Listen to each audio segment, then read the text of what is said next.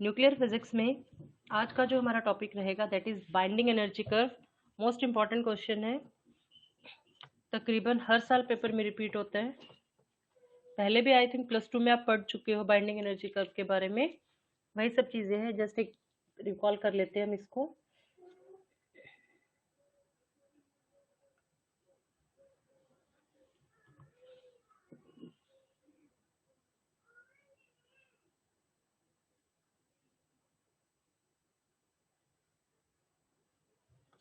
सो binding energy basically होती क्या है? That is the minimum energy required to separate the nucleus of an atom into its constituent particles. देखिए, ये एक nucleus है आपके पास, और ये क्या है? न्यूक्लियस बाउंड है। न्यूक्लियस में क्या होता है? आपके पास न्यूट्रॉन होते हैं और प्रोटॉन होते हैं। ठीक है, ये क्या है? बाउंड है ये। अब है क्या चीज, अगर हम इसको कोई एनर्जी देंगे, एनर्जी देने के बाद ये न्यूक्लियस क्या हो जाएगा? आपका सेपरेट हो जाएगा। ठीक है, तो वो जो एनर्जी रिक्वायर्ड होती है देखिए, बाइंडिंग एनर्जी का मतलब ये नहीं होता कि जो बाउंड करके रखता है। बाइंडिंग एनर्जी का मतलब है कि जब हम न्यूक्लियस जो टाइटली बाउंड है उसके पार्टिकल्स को सेपरेट करने के लिए जो हम एनर्जी देते हैं, दैट इज बाइंडिंग एनर्जी। और जब हम कर्व डिफाइन करते हैं, बाइंडिंग एनर्जी कर्व्स, तो उसमें हम बाइंडिंग एनर्जी पर न्यूक्लियन निकालते हैं। न्यूक्लियन का मतलब क्या होता है?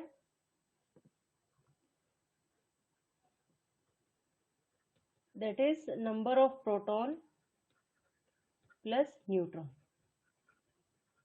ठीक है, ये हम निकालते हैं इसमें binding energy per nucleon. That is the average energy per nucleon needed to separate a nucleus into constituent nucleons. तो ये कुछ फीचर्स हैं। It is the average energy we have to spend to remove a nucleon from the nucleus to infinite distance. ऐसा नहीं है कि जैसे ये सपोज करो ये बाउंड न्यूक्लियन है आपके पास और हमने इसको एनर्जी प्रोवाइड की और ये थोड़ी सी दूर पे आ गए। अगर थोड़ी सी डिस्टेंस पे आएंगे तो होगा क्या? न्यूक्लियंस में क्या होता है? आपके पास पॉजिटिवली चार्ज न्यूक्लियस होता है और नेगेटिवली इलेक्ट्रॉन होते हैं। तो दोनों फिर एक दूसरे को अट्रैक्ट कर लेंगे। तो ये सेपरेट करता है उनको इनफाइनाइट डिस्टेंस के लिए, मतलब इन दोनों के बीच में जो इसके डिफरेंट कॉन्स्टिट्यूएंट्स होते हैं न्यूक्लियंस के, दैट इज प्रोटॉन और न्यूट्रॉन, प्रोटॉन और इलेक्ट्रॉन, तो उनके बीच में जो होता है डिफरेंस इतना सफिशियंट होता है कि वो दोबारा से बाउंड नहीं हो पाते हैं। It is given by the total binding energy divided by the mass number of the nucleus, कि जितना मास नंबर होता है EBN मतलब binding energy, that is EB binding energy, ये BN का मतलब है per nucleon, divided by mass number, where EB is the binding energy of the nucleus and A is the mass number of the nucleus.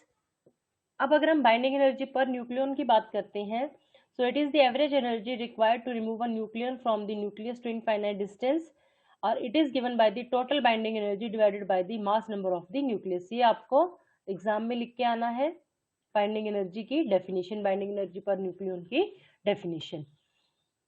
अब ये जो होता है आपके पास, ये है binding energy curve. Binding energy curve basically क्या होता है? एक्स एक्सिस के अलोंग हम लेते हैं number of nucleons in a nucleus, और वाई एक्सिस के अलोंग हम लेते हैं average binding energy per nucleon.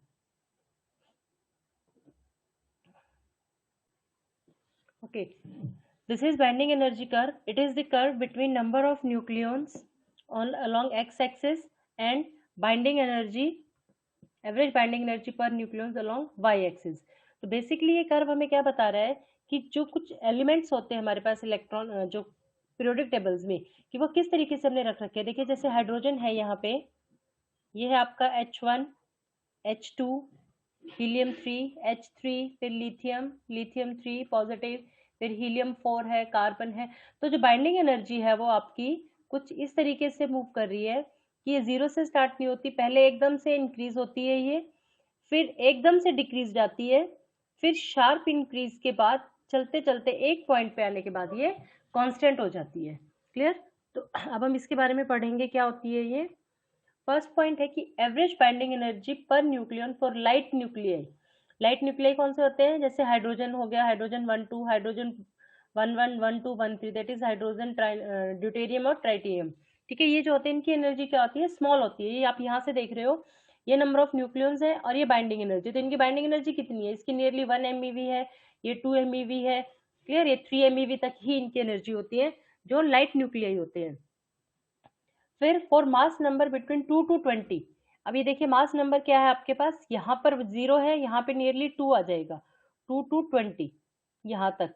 There is a sharply defined peaks, यहाँ पे हमारे पास बिल्कुल पीक्स आई है, एक पीक यहाँ पर ये आ गई हमारे पास, एक पीक ये आ गई हमारे पास, ठीक है, ये कार्बन की पीक आ गई, ऑक्सीजन की पीक आ गई। For mass number from 2 to 20, sharply defined peaks corresponding to helium, carbon and oxygen exist। तो ये peaks क्या बताती है कि ये जो elements हैं ये more stable है as compared to their neighborhood nuclei। Clear कि अगर हम हाइड्रोजन की बात करते हैं तो हाइड्रोजन हमारे पास स्टेबल न्यूक्लियाई नहीं है, किसी भी चीज को न्यूक्लियर रिएक्शंस को डिफाइन करने के लिए हाइड्रोजन जो है वो हमारे पास स्टेबल न्यूक्लियाई नहीं है, बल्कि जिनकी बाइंडिंग एनर्जी जो एक पीक्स दिखाती है वो हमें क्या बताते हैं, स्टेबिलिटी के बारे में बताते हैं। नेक्स्ट है इनका कि binding energy curve has a broad maximum in the range A is equal to 30 to A is equal to 120, जहाँ पे इनकी मैक्सिमम बाइंडिंग एनर्जी जो है वो 8.5 MeV तक पहुंचती है। कहाँ से कहाँ तक बात करते हैं हम बात करते हैं यहाँ से, अगर हम डिफाइन करें 30 से लेकर 120 तक, अगर हम इसके कॉरस्पॉन्डिंग इस तरीके से ड्रॉ करते हैं हम इसको, ये देखिए ये 30 वाला रीजन है और ये आपका 120 वाला रीजन है, ठीक है। यहाँ पे ये जो पीक आती है आपके पास, ये देखिए ये क्या है, एक ब्रॉड पीक आती है, एक बहुत बड़ा रीजन आता है हमारे पास। और अगर हम ऑन एन एवरेज देखें हैं इसके कॉरस्पॉन्डिंग, अगर हम देखते हैं कि ये जो पीक है ये आपके पास कहाँ से कहाँ तक है, मैक्सिमम जो एनर्जी है, एवरेज जो एनर्जी आती है दैट इज 8.5 MeV की एनर्जी आती है। कहाँ से कहाँ तक, एटॉमिक नंबर अगर आपके पास 30 से लेकर 120 के कॉरस्पॉन्डिंग है तो। और इस रेंज में भी जो मैक्सिमम बाइंडिंग एनर्जी आती है दैट इज 8.75 MeV, और वो आती है mass number 56 that is iron के लिए। इसका मतलब ये है कि जब हम न्यूक्लियस की बात करते हैं तो जो आयरन होता है हमारा that is most stable nuclei, most stable element जो होता है वो क्या होता है हमारे पास, आयरन होता है। जब हम न्यूक्लियस की स्टडीज की बात करते हैं तो आप ये देखिएगा कि आयरन के कॉरस्पॉन्डिंग, ये देखिए अगर आप इस तरीके से डॉट मिलाते हैं, ये जो रीजन है ये 8.5 वाला है, ये 9 है, तो बीच में क्या है 8.75।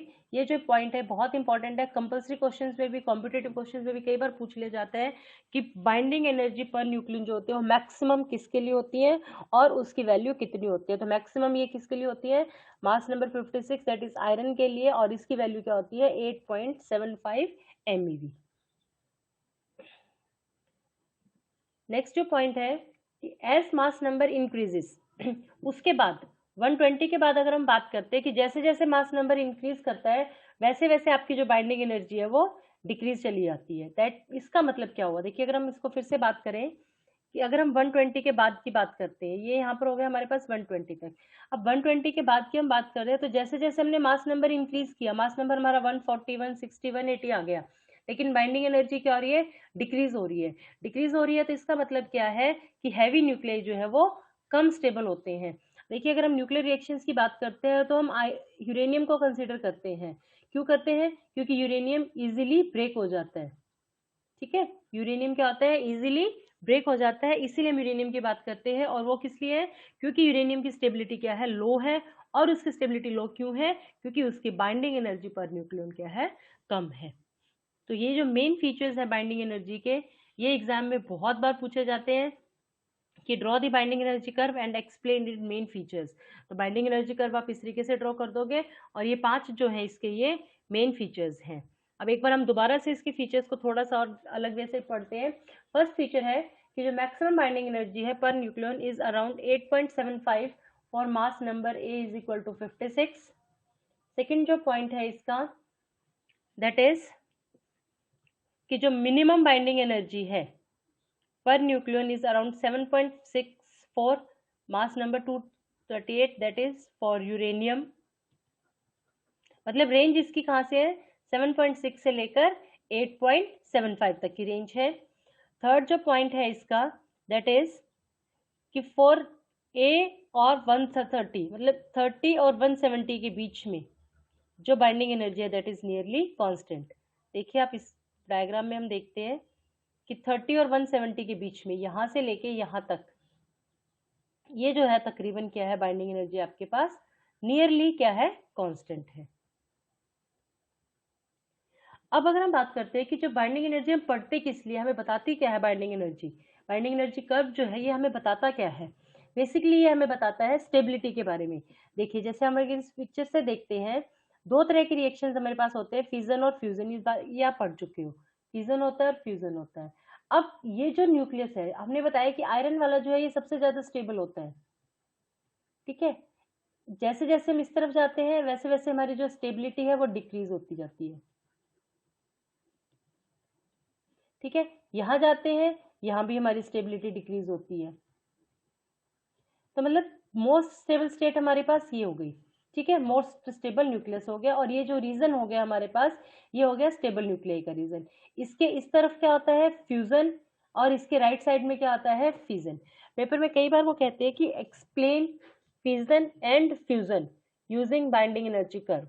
तो बाइंडिंग एनर्जी कर्व को लेकर आपने फिजन और फ्यूजन के बारे में बताना है। तो उसके लिए हम क्या करेंगे, सबसे पहले बाइंडिंग एनर्जी कर्व को ड्रॉ करेंगे और उसके बाद यहाँ पर 56 के अराउंड एक थोड़ा सा ब्रॉड रीजन बना देंगे, क्योंकि एक फिक्स रीजन नहीं है हमारे पास, हम एक स्ट्रेट लाइन नहीं बनाएंगे, थोड़ा सा ब्रॉड रीजन बना देंगे। और वहां पे हम बताएंगे कि ये जो रीजन है हमारा ये स्टेबल है, इसके लेफ्ट साइड में हमारे पास फ्यूजन प्रोसेस होता है और राइट साइड में फिजन होता है। और एग्जाम में आपको इसके बारे में लिखना क्या है, from Fe iron 56 binding energy decreases. That means कि iron 56 is the isotope that separates fusion reactions on the left hand side of the curve and fission reactions on the right side of the curve. कि iron के left side में हमारे पास fusion है और right side में fission का process है। fission होता क्या है, fission is the splitting of a heavy unstable nucleus into two lighter nuclei। देखो हमने पढ़ा था कि जो लेफ्ट वाला जो रीजन है ये है आपके पास लाइट न्यूक्लियाई इसका रीजन, ठीक है। अब लाइट न्यूक्लियाई पहले ही लाइट है तो वो बाउंड तो होंगे नहीं, तो वो होंगे सॉरी वो टूटेंगे तो नहीं, तो वो क्या होंगे जुड़ेंगे, और जुड़ के क्या बनाते हैं फ्यूजन बनाते हैं। जबकि जो राइट साइड वाला जो कॉर्नर है ये है हमारे पास हैवी न्यूक्लियाई का, ठीक है। और हैवी न्यूक्लियाई क्या होंगे, सेपरेट होंगे एक दूसरे में, एक दो छोटे छोटे पार्ट्स में टूटेंगे और उसको हम कहते हैं फिजन। तो fission is the splitting of a heavy unstable nucleus into two lighter nuclei and fusion is the process where two light nuclei combine together releasing vast amount of energy। अब यहाँ से कर्व से हम इसको कैसे show करेंगे,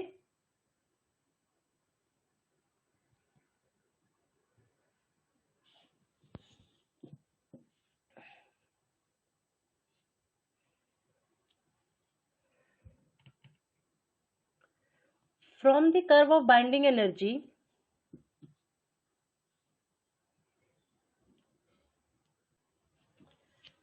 so from the curve of binding energy the heaviest nuclei are less stable than the nuclei near a is equal to 60। this suggests that energy can be released if heavy nuclei split apart into smaller nuclei, and this process is known as fission। it is the process that powers atomic bombs। atomic bomb और nuclear bomb में जो हम use करते हैं that is the process of fission। Next अगर हम बात करते हैं कि जो लाइट न्यूक्लियाई होते हैं, लाइट एलिमेंट्स होते हैं like hydrogen and helium, they are less stable और दे कंबाइन करते हैं, they combine to light nuclei together to form a heavier nucleus that is called fusion. और फ्यूजन का जो प्रोसेस है दैट हम यूज करते हैं हाइड्रोजन बॉम्ब में और फ्यूजन एनर्जी रिएक्टर्स में। अब जो यहाँ पे एक बिग बड़ा कॉन्सेप्ट जो हमारे सामने निकल के आता है दैट इज कि जो बाइंडिंग एनर्जी है न्यूक्लियन की that is directly proportional to the stability, कि स्टेबिलिटी बताता है, इसीलिए हम इसको यूज करते हैं। ये सबसे इंपॉर्टेंट प्रॉपर्टी है बाइंडिंग एनर्जी कर्व की जो कि हमें स्टेबिलिटी बताती है। कहते हैं कि स्टेबल न्यूक्लियाई के लिए number of proton is equal to number of neutron should be even, कि अगर दो प्रोटॉन है और दो न्यूट्रॉन है तो वो जो एलिमेंट होगा वो सबसे ज्यादा स्टेबल होगा। अगर हम बात करते हैं ऑक्सीजन की, ऑक्सीजन में 8 × 16 होते हैं, तो नंबर ऑफ प्रोटॉन कितने हो गए इसमें 8, और नंबर ऑफ न्यूट्रॉन भी कितने हो गए इसमें 8। तो ऑक्सीजन क्या है मोर स्टेबल है एज कंपेयर टू नाइट्रोजन, क्योंकि नाइट्रोजन में नंबर ऑफ प्रोटॉन तो 7 है हमारे पास, लेकिन नंबर ऑफ न्यूट्रॉन कितने हैं, वो क्या है सॉरी वो है 7। तो दोनों क्या है ओड ओड है, नंबर ऑफ प्रोटॉन्स भी ओड है, नंबर ऑफ न्यूट्रॉन्स भी ओड है। तो अगर हम इन दोनों को कंपेयर करेंगे नाइट्रोजन और ऑक्सीजन में, तो ऑक्सीजन ज्यादा स्टेबल है एज कंपेयर टू नाइट्रोजन, क्यों? क्योंकि स्टेबिलिटी क्या कहती है कि number of proton and number of neutron should be even for more stable nuclei. Next ये कहते हैं कि जितनी ज़्यादा हाई बाइंडिंग एनर्जी होगी उतनी ही ज़्यादा स्टेबिलिटी होगी। अगर हम बात करते हैं आयरन की, आयरन सबसे ज़्यादा स्टेबल है क्योंकि उसका बाइंडिंग एनर्जी कितनी है, 8.75 है। हाइड्रोजन की बाइंडिंग एनर्जी बहुत कम होती है, नियरली 2 MeV के करीब होती है हमारे पास, तो ये क्या है, लेस स्टेबल है। ठीक है, तो जितनी ज़्यादा बाइंडिंग एनर्जी होगी उतना ही ज़्यादा न्यूक्लियस जो होगा हमारे पास स्टेबल होगा।